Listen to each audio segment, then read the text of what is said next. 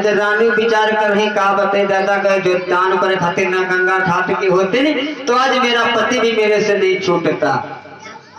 राजा रघु अपने रानियों के साथ में पंडा को लेकर के अयोध्या नगरी पहुंचे। कहा लो ये तुम्हारी अयोध्या नगरी, अब तो संकल्प पूरा करो। पंडा फिर विचार कर लगा दादा ऐसा नहीं, राजा का मामला है। और मैंने कहा 3-4 हट्टे खराब होते हैं, बाल हट, जोगी हट, त्रिया हट और राज हट।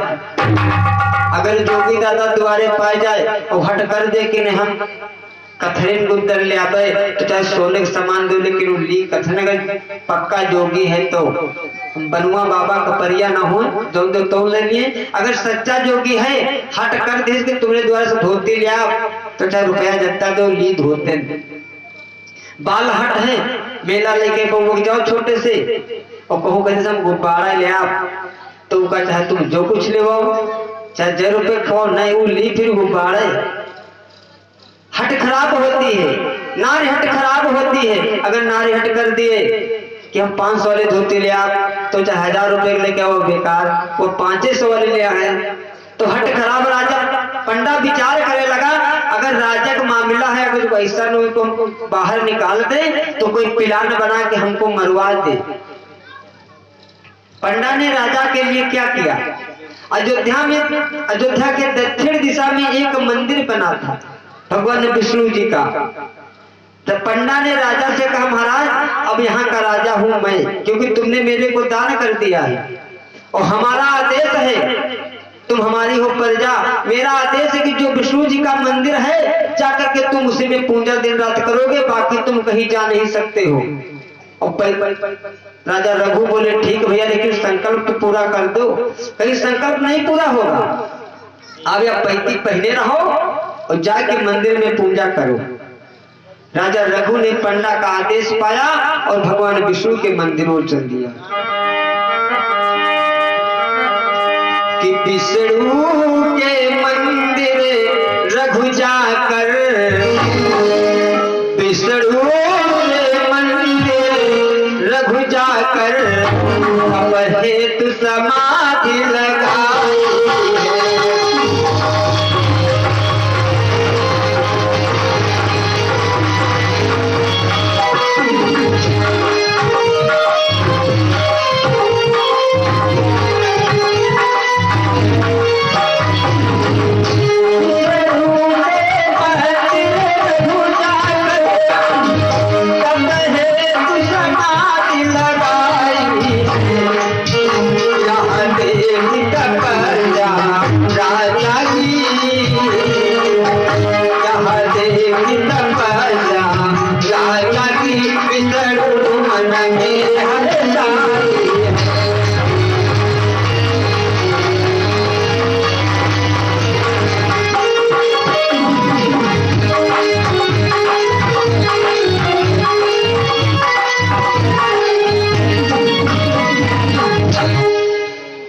और ये छोटा सा बउआ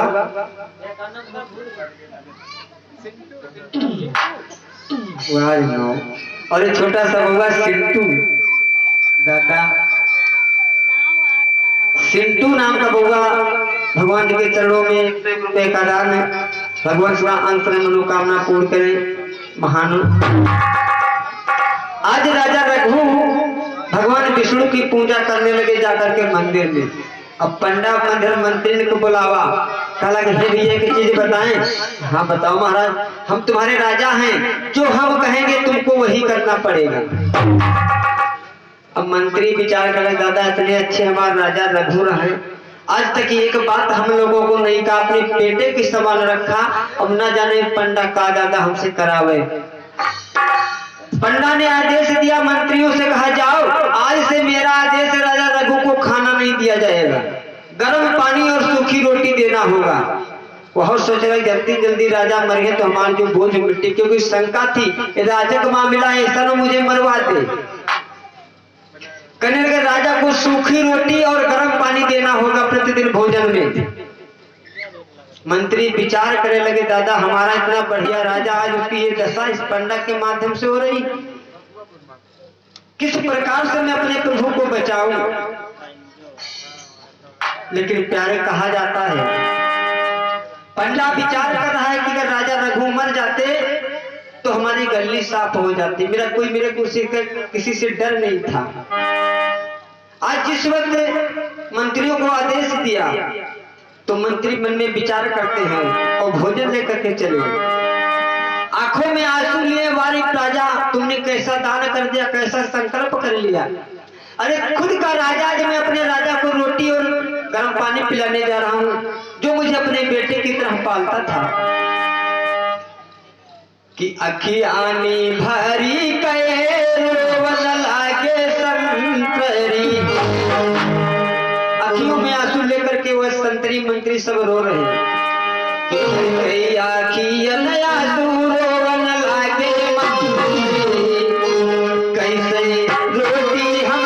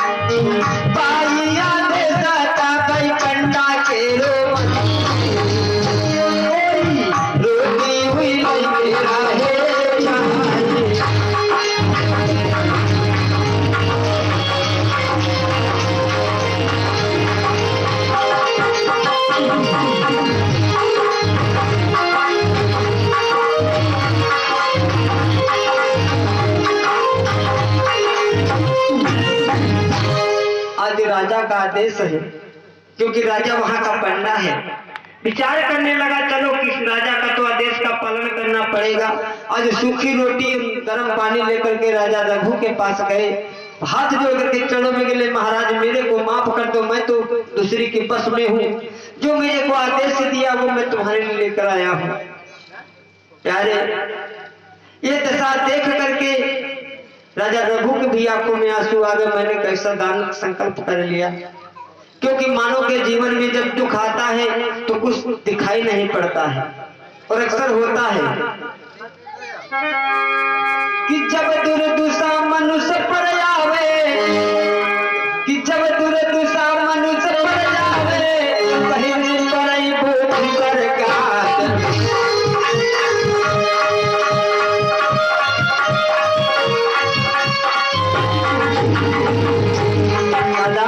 जब इंसान का समय गड़बड़ होने को होता है तो ये बुद्धि काम नहीं करती है। जब दुर्दशा मनुष्य पर आवे, पहिल परई भूख कर गात। इसकी बात सुन समझा गए, अपन बाबू लगे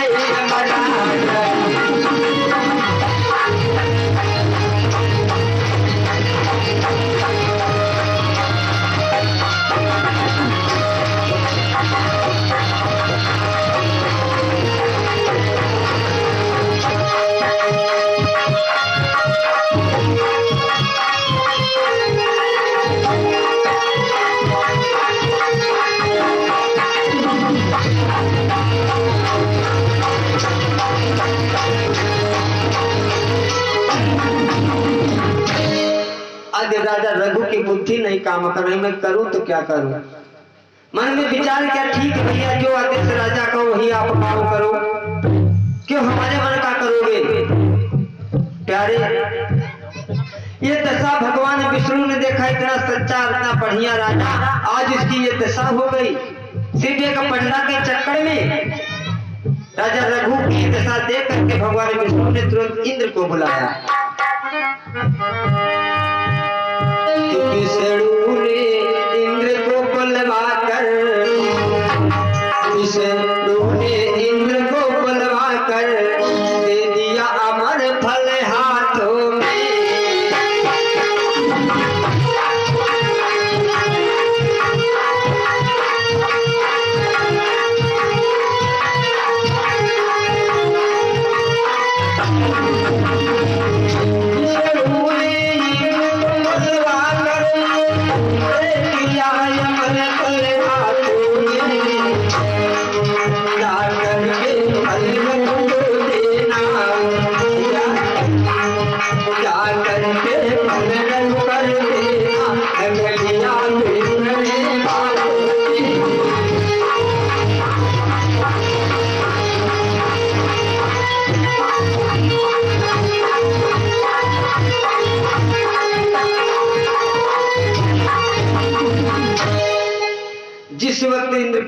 कर भगवान विष्णु ने फल दिया कि जाओ ये अमर फल है, ये राजा रघु को दे दो और ना उनको भूख लगेगी ना लगेगी प्यास। राजा चाहे पंडा चाहे पानी न दे चाहे न दे खाना, राजा मर नहीं सकता है क्योंकि अपने भक्त के ऊपर दया है भगवान को। आज जिस वक्त इंद्र भगवान की बात को मान करके फल लेकर के आए, राजा रघु को देने लगे। वहां पर उसके 4 गुप्तचर थे पंडा के। जो ही इंद्र ने वहां पर अपना विमान उतारा, तुरंत पंडा के गुप्तचर दौड़ के महाराज आफत हो गई क्या, कोई आसमान से विमान आया है राजा रघु के पास और एक सुंदर सा फल दिया है और बताया इसको खा लो तुम अमर हो जाओगे। पंडा तुरंत सिंहासन छोड़ के भागते आवा, कला महाराज रुक जाओ भाई, पैसे तुमने उतारा नहीं है, अभी दानियों में दानी बनना है तो संकल्प तुम्हारा पूरा नहीं हुआ है। पंडा से राजा रघु बोले भाई दादा कोई दिक्कत है, अब कुछ बाकी है का? पंडा कहा लगा हाँ महाराज, अगर तुम्हें दानियों में दानी बनना है तो जो तो पहले फल आया ये फल तुम हमको दे दो। दादा राजा रघु ने फल दे दिया, फल को मांग लिया और राजा रघु ने हंसते हंसते फल को दान कर दिया। वाह राजा रघु, मैया पार्वती से भगवान शंकर बता रहे देवी, राजा रघु ने हंसते हंसते फल को दे दिया, रानियों को दान कर दिया, अयोध्या नगरी दान कर दिया, आज अब अमर फल मिला उसको भी दान कर दिया। राजा रघु की बात को सुन करके आज इंद्र भी अपने अपने विचार करने लगा, वाह प्रभु तेरी लीला। पंडा फल लेकर गवा और कुछ दूर लेकर गया, बुद्धि भ्रष्ट हो गई। सोचा दादा ऐसा नहीं कि राजा कोई चाल हो कि जो जहर फल हो अमर फल बताया हमका दिखा दी और कोई खा लिए तो मर जाए। कहा था कि काना बड़ा सयाना, ना कोई हो बुरा न मानो। आज विचार कर लगा ऐसा तो नहीं है, अमरण फल हो और उसका बता दो कि जो अमर फल है खा लिया तो अमर हो जी है और फल हमको मिल गया तो हम खा ले मर जाए। जब ऐसी बात को सुना तो पंडा ने उस फल को फेंक दिया और वैसी जगह पे गया कि कोई पावे ना। अगरबत्ती है जला दो।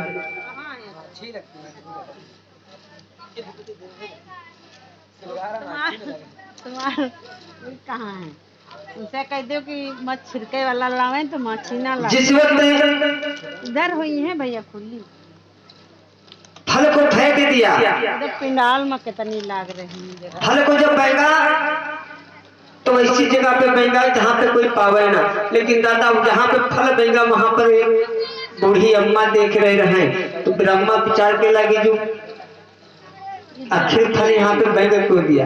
एक तो ऐसे नाराज रहे का है इतना बढ़िया राजा उनकी सब कुछ छीन ली और आज जो ऐसी जगह बैठा है जो फल फिर आए का।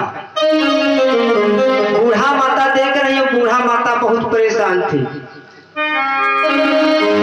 कि उस नगरी में सास बहू, बूढ़ा माता परेशान कितनी बहुरिया से कि उसी नगर में सास बहू झगड़ा रोज मचाती।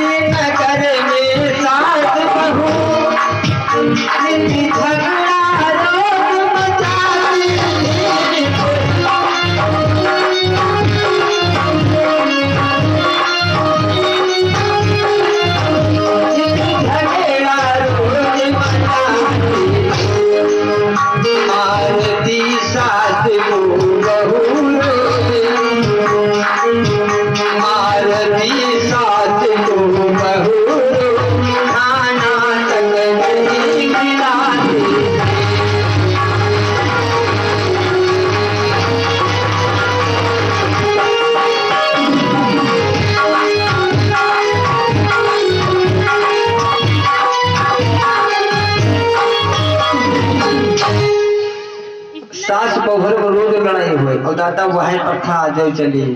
आखिर कारण के सास बहुर में बनती क्यों नहीं? अगर जो अम्मा लोग बहुरिया सोचे हमारे बिटिया आए तो बहुरियो सोचे कि हमारी अम्मा आए, लेकिन दादा अब अम्मा पहले सोचे हैं अरे फलाने की बिटिया तो आए, फलाने की बिटिया हमारे हमारे पुस्तक की बिटिया तो आए ना, तो दादा बहुरिया कब सोचे हमारी इससे की अम्मा आए।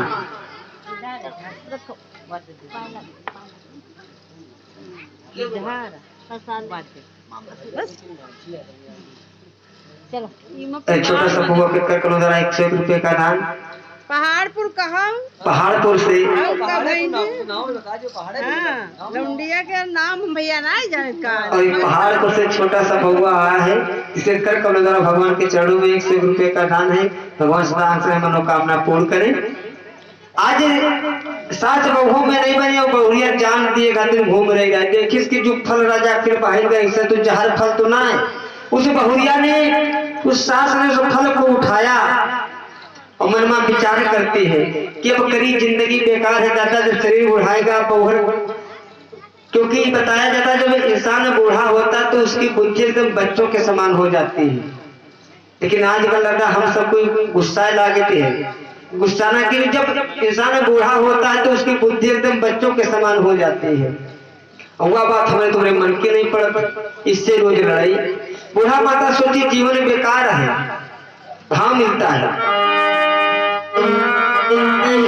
आज वो बूढ़ा मैया विचार करके कहती है, उस फल को हाथ में लिया बोली क्या, विपतिया की से गाई, बुढ़ापा की जो झंझट है जो लड़ाई ही काम किसे किसे बताई से चला बात भत्ते को कर ली। विपतिया की से गाई हो बुढ़ाई बेरिया, विपतिया की से गाई हो बुढ़ाई बेरिया।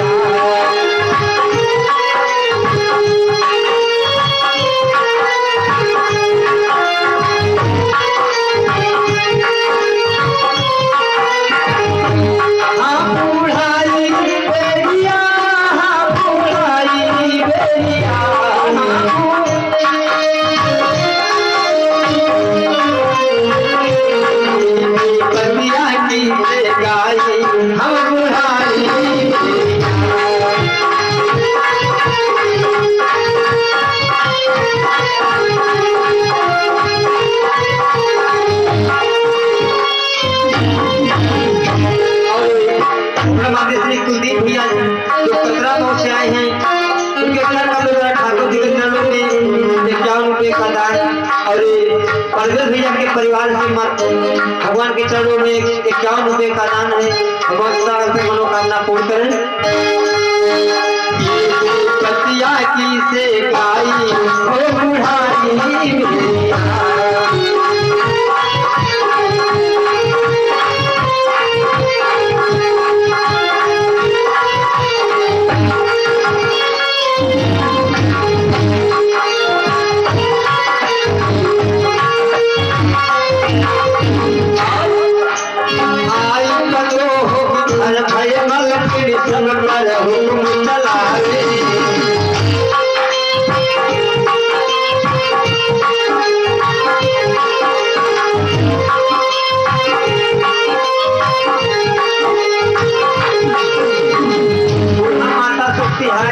चाबी ताला हमारे है, जैसे आए हुए हम सुनाए नहीं।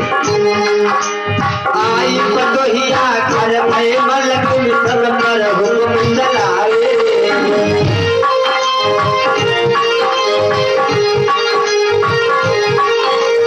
सासु कहती पर मनवा दो, सासु कहती पर मनवा दो, अपना मुंह दौड़ावे उल्टा काम धरे हर जाई बुढ़ाई।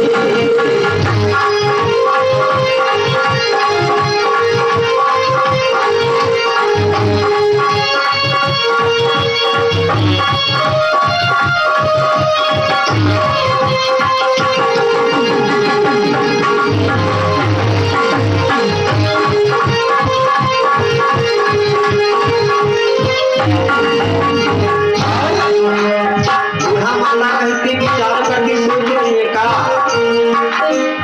एक दिन साबुन की सी बहुरिया कहती मां जाऊ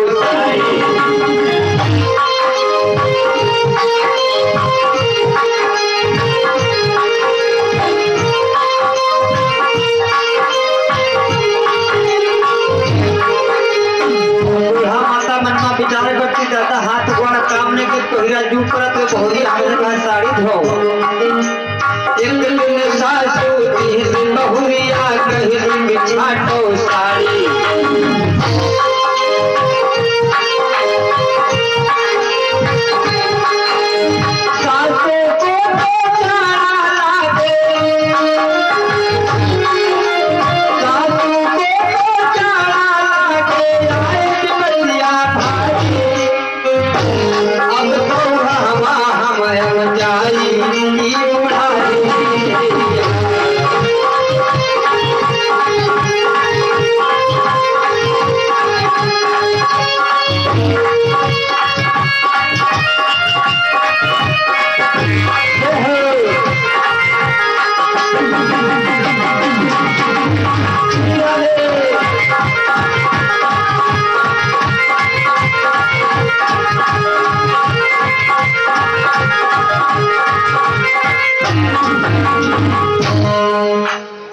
बूढ़ा विचार कर लगे बता करी तो हम क्या करी, कहाँ चले जाएं। उन्होंने आत्महत्या करने का संकल्प मन में ले लिया। जब मन में सोचा कि मैं मर जाऊंगा तब तक देखे का वह पंडा कहूँ फल बहाई से बूढ़ा सोचे कोई बात नहीं, कोई जहरू वाला फल आए लौ का खाए का आत्महत्या कर ले। आज बूढ़ा जो उस फल के पास गई और फल को उठाया, लेकिन दादा प्रभु का दिया हुआ फल अमर फल था। वो बूढ़ा विचार करेगा खाए के हम यहीं पे जान गंवा दे। बूढ़ा ने तुरंत फल को उठाया और जाकर के अपने मुख में रख के उसे खा लिया। जब फल को खाया तो फल का प्रभाव दिखाने लगा। किस कुड़ी खाल जो माता राम 80 साल की उम्र की थी, आज उनके जब फल को खाया तो जो उनका शरीर था वो तैयारी की ओर जाने लगा। अरे सिकुड़ी खाल जो बूढ़ा कहीं तुरंत वहां पर मिट्टी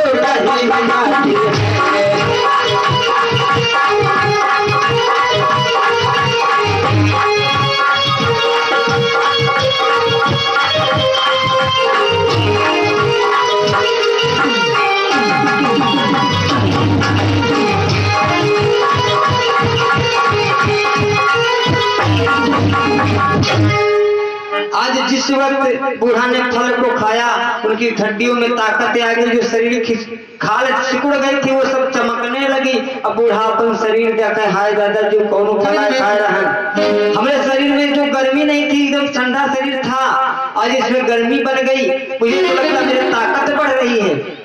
बूढ़ा कहने कोई बात नहीं कि ताकत आ गई जब तक तुम सताए हो घर में आए अदा सब हो जाए। इधर बूढ़ा घर को नहीं गई, उसी मंदिर पर चली गई जहाँ पर राजा रघु तपस्या करे थे भगवान विष्णु की। आज वो बूढ़ा माता और राजा रघु वहीं पर तपस्या कर रहे हैं। ये हाल सब भगवान विष्णु ने देखा। भारी पंडा अरे मुझे इतना नहीं सताना चाहिए, कोई गिरते हो अगर तो उठाओ ना तो का गिराना भी नहीं चाहिए, क्योंकि इस संसार में कहा जाता है कि मानव जीवन मिला है, अगर किसी का उद्धार ना कर सको तो उसे कभी सताओ मत, क्योंकि मानव के जीवन में अनेकों चढ़ाव और उतार आते रहते हैं।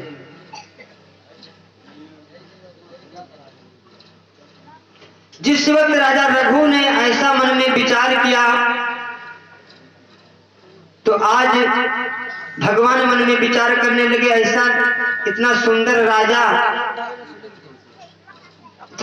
राजा इसे सब करते हुए भी आज अपने को पा नहीं सका। क्योंकि किसी कवि ने बड़ा सुंदर भाव दिया है कि किसी की झोली फूल भरे हैं, किसी की झोली में फूल भरे हैं, अरे किसी की झोली काटे रे। हर इंसान का जीवन अलग अलग होता है, किसी के जीवन में खुशियां तो किसी के जीवन में दुख भी है। अरे किसी की झोली फूल भरे हैं, अरे किसी की झोली फूल भरे हैं, अरे किसी की झोली काटे रे। कोई कारण होगा, अरे कोई कारण होगा, अरे कोई कारण होगा, अरे कोई कारण होगा।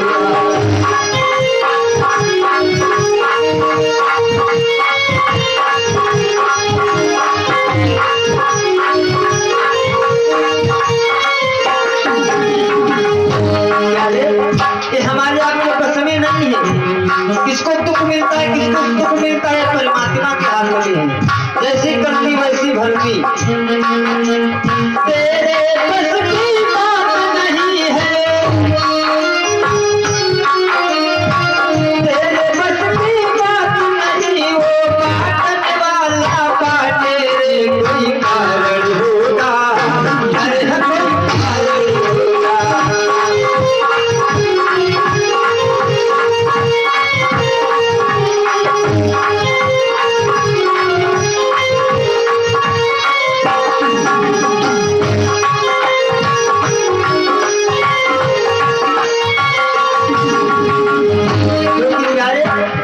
शरीर बाद में बनता है, पहले क्या लिखा जाता है, उसकी तकदीर को लिखता है परमात्मा।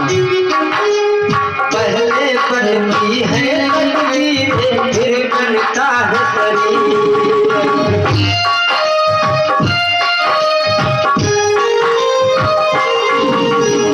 पहले बनती है तकदीर, फिर बनता है शरीर।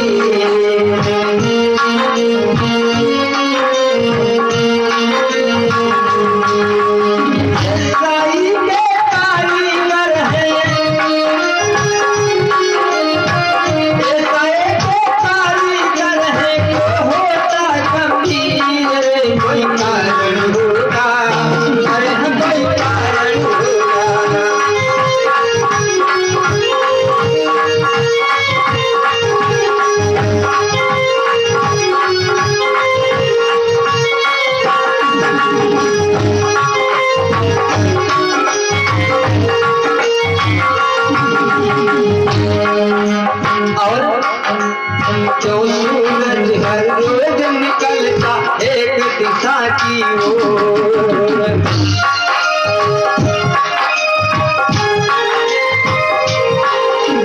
जो सूरज हर रोज निकलता एक दिशा की ओर।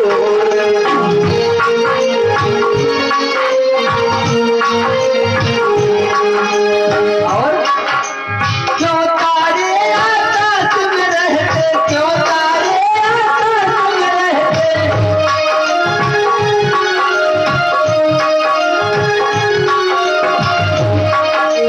धरती पे देते जान रे। कोई कारण होगा, अरे कोई कारण होगा।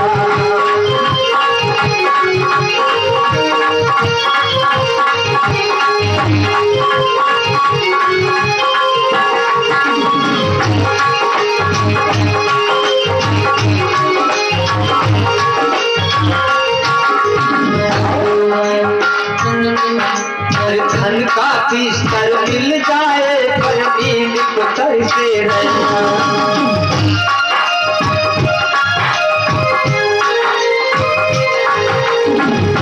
दादा इस संसार में देख लो, जो बेचारा गरीब है और चैन की नींद सोता है, उसको बिस्तर नहीं मिलता है सोने के लिए।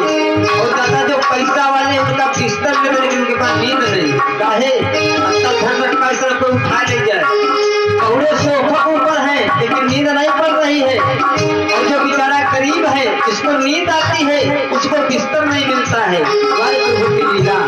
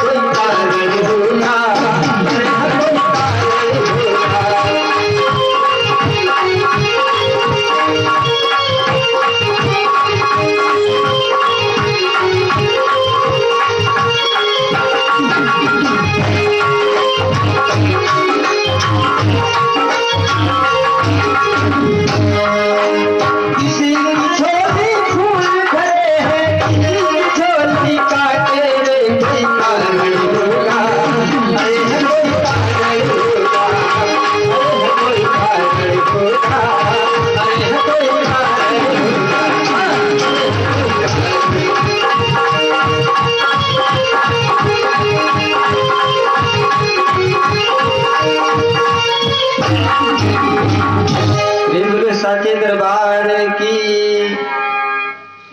आज राजा रघु मन में विचार कर रहे हैं, मैं करूं तो क्या करूं। इधर भगवान विष्णु ने मन में विचार किया कि यह सब हाल जानी हर गए, तब ही मन सोचते भय। भगवान ने विचार किया राजा रघु का वहां पे शायद ठिकाना नहीं है। क्या किया कि जब ही आन, दोबारा भगवान विष्णु ने अपने विमान को भेजा कि जाओ अब फल देने की जरूरत नहीं है, राजा रघु को संग ले आओ, यही रहेंगे वो बैकुंठ में। इधर कि जब ही आन मंदिर चलिया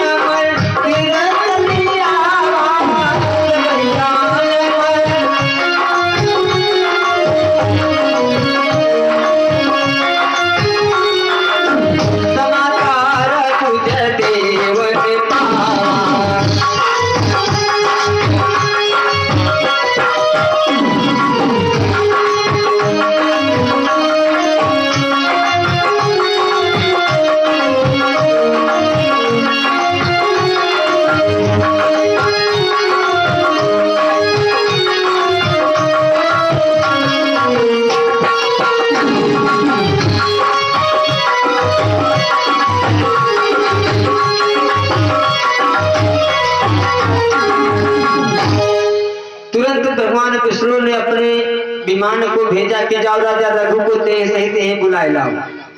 आज जिस वक्त विमान आया तो वहां पर देखा कि तो एक बूढ़ा भी बैठी, बूढ़ा भी वहां पे बैठी। तो जब विमान आया भगवान विष्णु का और रघु को लेने बैठाने के लिए कहा कि चलो तुम्हें परमात्मा ने बुलाया बैकुंठ धाम को, बूढ़ा को लिए प्रभु हम को लिए चलो।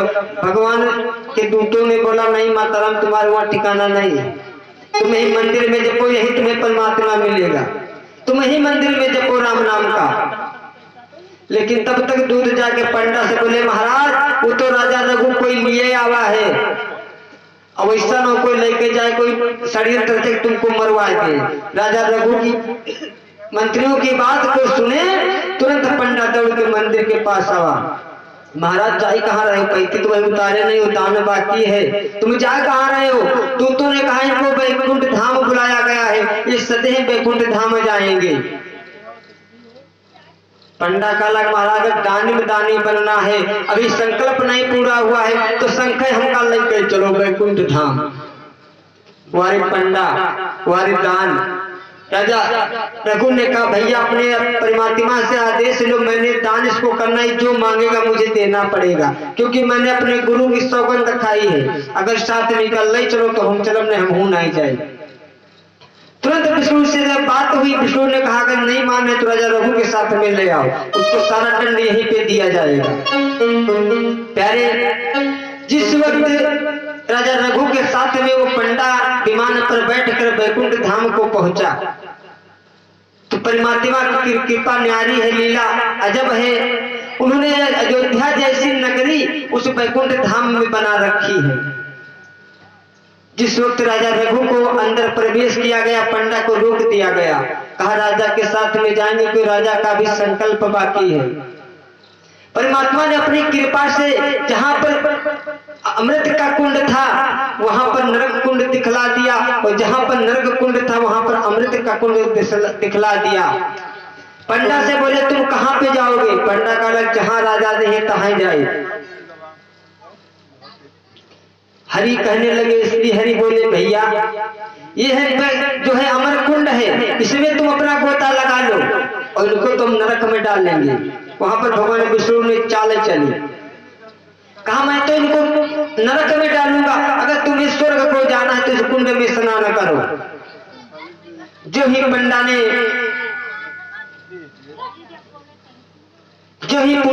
ने ऐसा मन सोचा तो मन में विचार कर लगा शायद जुगाड़ अच्छा है कि बने नरक कुंड के हेता, तब ही दूत ने कीन सचेता।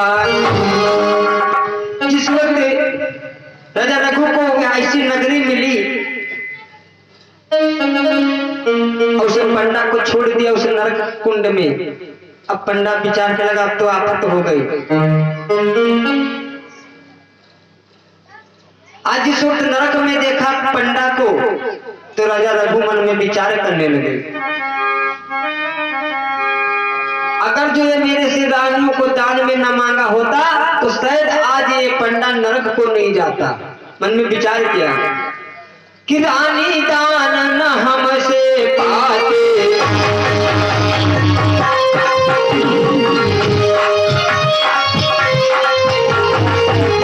आज राजा रघु भगवान विष्णु से कहने का प्रभु रानी दान न हमसे पाते, दौड़ बुझते नरक नहीं जाए।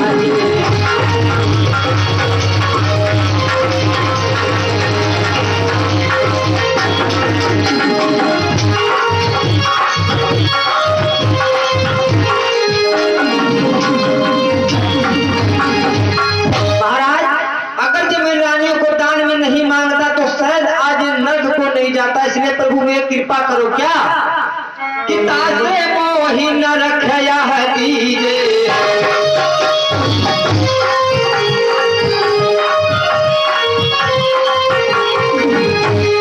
तासे मोहि न रखया दीजे,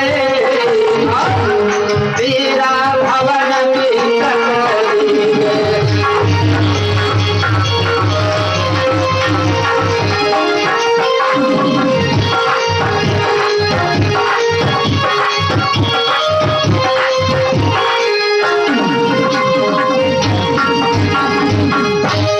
राजा रघु का लग प्रभु हाथ जोड़ के बिने हैं, अगर हमें रानी को जो दान न मांगा तो शायद इसको आज नरक ना होता। इसलिए हाथ जोड़कर प्रभु विनती है जो नरक धमका देते और ये पंडा को मेरी अयोध्या जैसी बनी नगरी को संकल्प कर दे।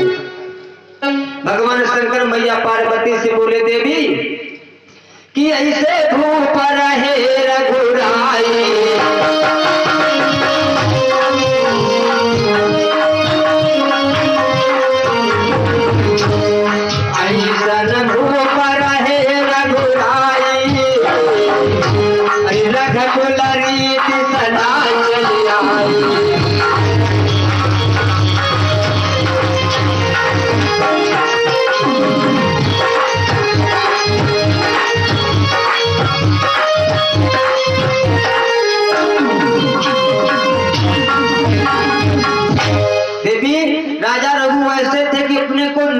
झेलने के लिए तैयार है, लेकिन किसी पंडा किसी विप्र को नरक नहीं देखना चाहते थे।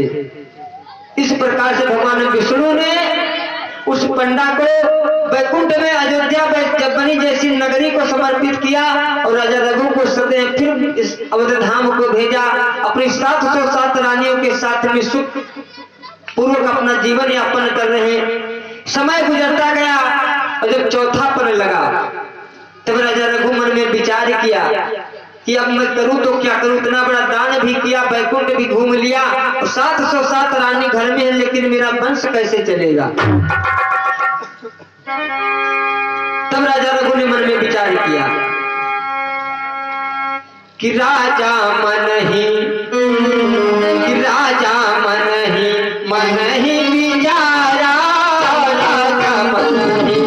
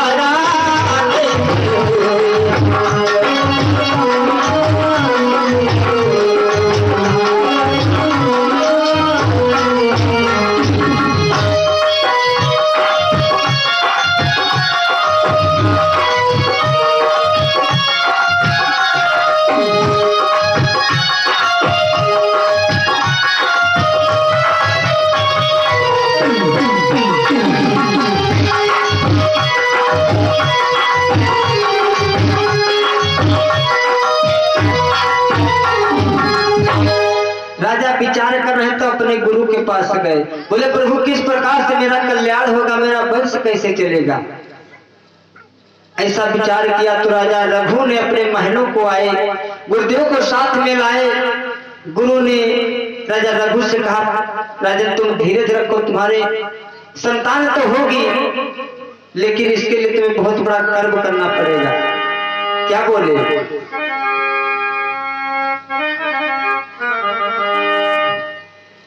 कि बलि को देव चढ़ाई भूप तब घर संतान रे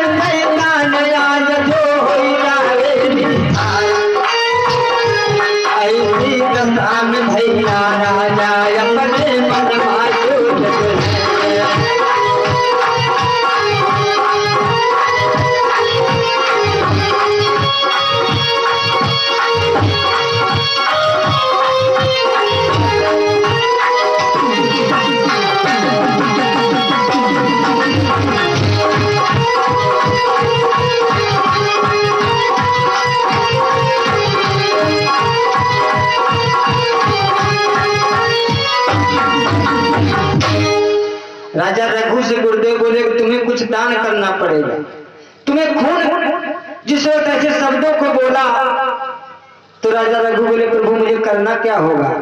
कहा तुम्हारे घर में यज्ञ किया जाएगा जिसमें तुम्हें अपनी एक भुजा को समर्पित करना पड़ेगा, और जिस भुजा को तुम समर्पित करोगे उसी प्रकार से तुम्हारे घर में एक रानी से एक बेटा होगा, जो अंग तुम समर्पित करोगे उसी प्रकार से एक एक अंग से एक बेटे का जन्म होगा।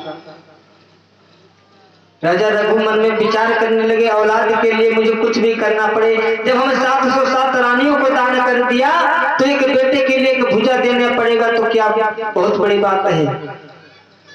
आज राजा रघु ने गुरुदेव से बोला, हे गुरुदेव तुम यज्ञ की रचना करो और मैं अपने संकल्प को पूर्ण करने के लिए तैयार हूं। आज गुरुदेव घर के बीच बीच आंगन में हमने कुंड को बनाया, 707 रानियों को बुलाया और 707 रानियों को बुलाकर उसी हवन के पास बैठाला।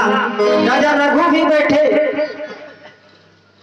आज राजा यज्ञ को देखकर बहुत प्रसन्न है, गुरुदेव विधि पूर्वक यज्ञ करा रहे हैं। और जब शाम का पूरा दिन गुजर गया यज्ञ होते होते, संकल्प पढ़ते पढ़ते जब शाम का समय आया तो बताया जाता है राजा रघु से गुरुदेव ने बोले क्या, राजन की अंग काटे प्रभु की अंग काटे दो यज्ञ चढ़ाई, अंग काटे दो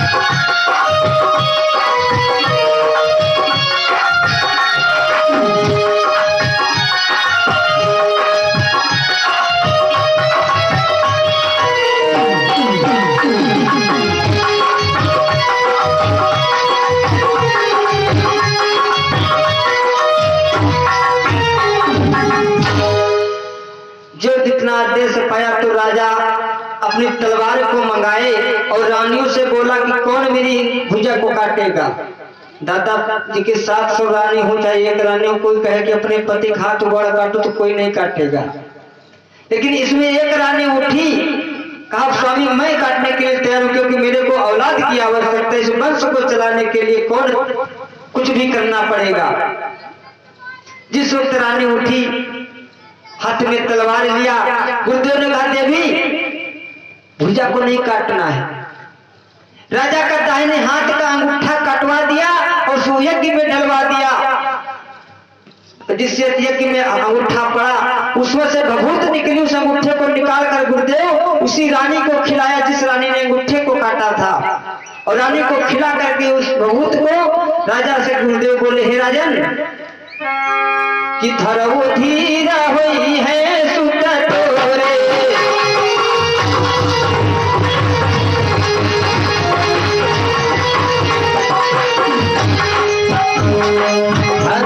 धीरा हुई है सुत तोरे, ऐसी बानी का है कर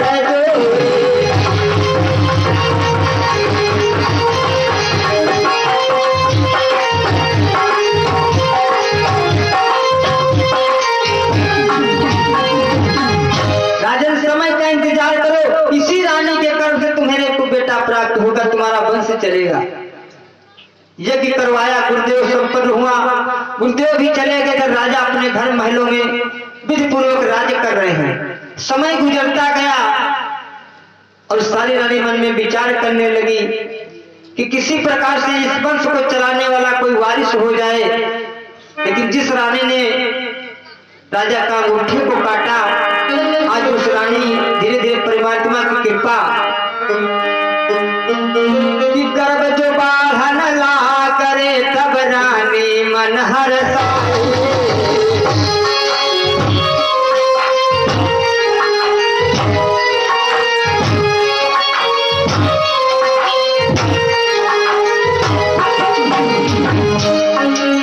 खुशियाँ रही मनाई रे, आनंद की छाई बधाई।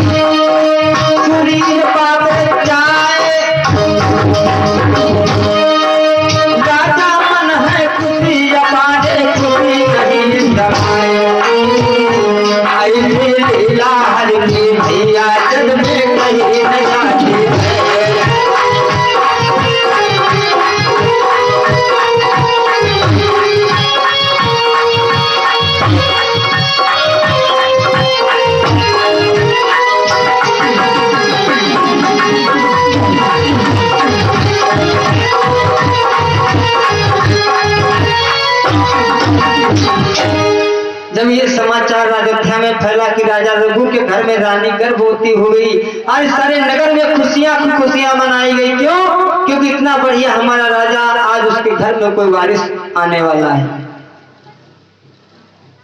धीरे धीरे समय गुजरता गया। जब इधर 8-9 महीना पूर्ण हुए तो रानी के गर्भ से एक बेटे का जन्म हुआ। बेटे का जन्म हुआ और जब बेटे का जन्म हुआ तो आज राजा और रानी मारे खुशी के फूले नहीं समाते, मारे खुशी के फूले नहीं समाते। मन में विचार कर रहे, विप्रों को बुलाया, दान लुटाया, आज खुशियों की बधाइयां बाज रही आंगन में कि मोई राम दी हो